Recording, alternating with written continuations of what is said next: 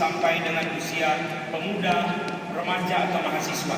Kalau kita pergi ke kuburan, kita juga melihat ada banyak sekali anak-anak yang meninggal pada usia masih kecil. Sakit dan seterusnya, kecelakaan dan hal-hal yang lain terjadi sehingga mereka tidak diberi kesempatan oleh Tuhan hidup dalam usia yang lebih panjang. Itu sebabnya pada renungan pada pagi ini biarlah kita menyadari betul-betul kalau kita boleh berada di dalam hari ini, meskipun kita merasakan itu sebagai satu kronos, satu waktu rutin yang berjalan boleh sampai ke tahun 2014, tapi itu adalah anugerah Tuhan. Kalau bukan anugerah Tuhan, tidak mungkin kita boleh menjalani kronos.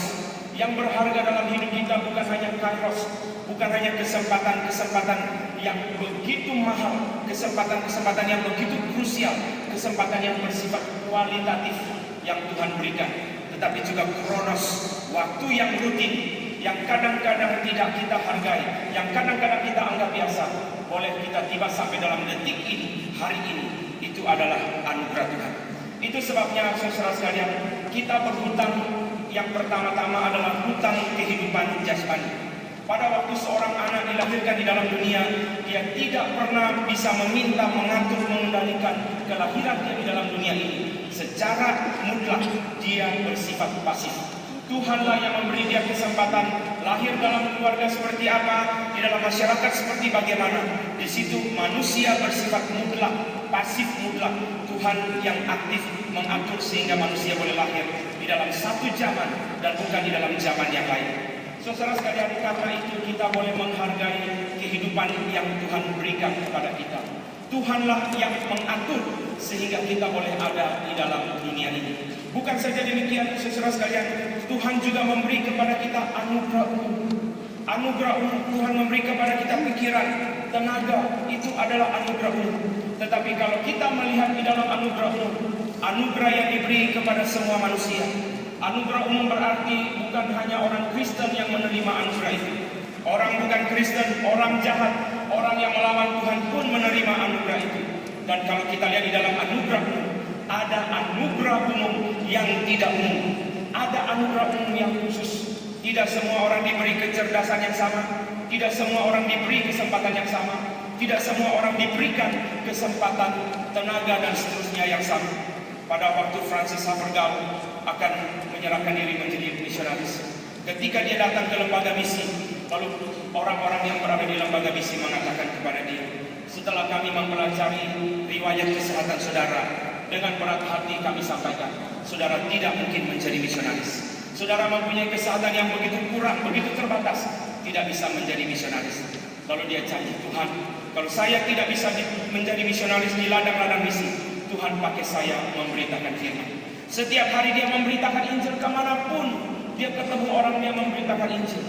Pada waktu dia berkunjung ke rumah saudara, dia memberitakan Injil di mana saja. Dan bukan hanya memberitakan Injil, harta-harta yang Tuhan berikan kepada dia melalui keluarga, warisan-warisan itu dia bungkus satu persatu, dia serahkan ke lembaga misi. Tuhan, kalau Tuhan tidak bisa pakai tenaga saya menjadi misionaris, Tuhan pakai harta saya. Aku dengan rela memberikan persembahan ini.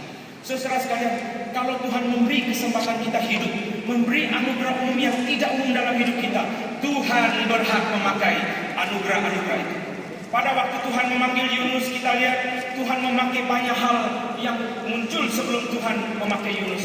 Tuhan memakai angin ribut, Tuhan memakai ikan, Tuhan memakai ulat, pohon jara.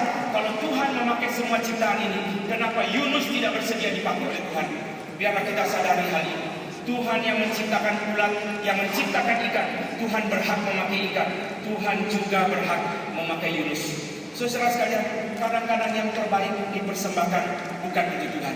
Sayang sekali kita menemukan dalam sejarah banyak orang yang begitu pintar, begitu cerdas, kepintaran dia diserahkan untuk dipakai oleh setan. Ini satu penyesalan dalam sejarah. Itu sebabnya saudara sekalian, kerugian mereka bukan hanya kerugian waktu mereka melawan Tuhan dan kemudian mereka jauh dari Tuhan, tapi mereka merugikan sejarah karena kecerdasan mereka bukan dipakai untuk Tuhan dan bukan dipakai untuk umat manusia. Saudara sekalian, mari kita sadari hal ini. Biarlah saya rindu melalui sisi hari ini, setiap orang boleh menerima panggilan Tuhan dan pulang dengan satu ketetapan hati.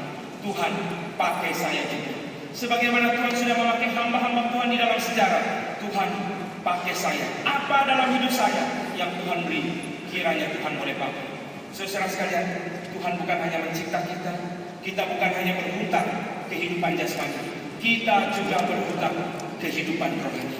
Saudara dan saya boleh menerima keselamatan karena Yesus Kristus, Anak Tunggal Allah, dipersembahkan di atas kayu salib, menanggung dosa kita, mati bagi kita. Saudara sekalian, setiap kali kita mendengar kata tunggal, kita harus perhatikan dengan baik. Anak Tunggal Allah berarti cuma satu. Ketika Tuhan memanggil Abraham mempersembahkan Ishak, Tuhan berkata, Abraham, persembahkanlah anakmu yang tunggal. Anak. Tuhan tidak meminta Abraham persembahkanlah 1000 sikal perak atau 1000 talenta emas. Persembahkanlah anak. Anakmu yang tunggal, yang cuma satu, bukan Ismail. Kalau Tuhan berkata Abraham, persembahkanlah Ismail, Abraham berkata, Tuhan, sudah lama saya tunggu, mumpung Tuhan yang suruh. Langsung dia suruh bujang untuk membunuh Ismail. Tetapi Tuhan berkata, anakmu yang tunggal, Ishak, yang cuma satu. Saya percaya Abraham adalah satu di antara sedikit orang dalam sejarah mengerti perasaan Allah Bapa ketika mempersembahkan anak yang tunggal. Anak yang tunggal berarti cuma satu.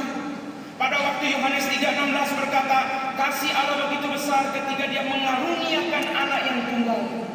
Di sini biarlah kita mengerti berapa besar cinta Tuhan itu. Tuhan begitu mencintai umat manusia sampai memberikan anak yang tunggal.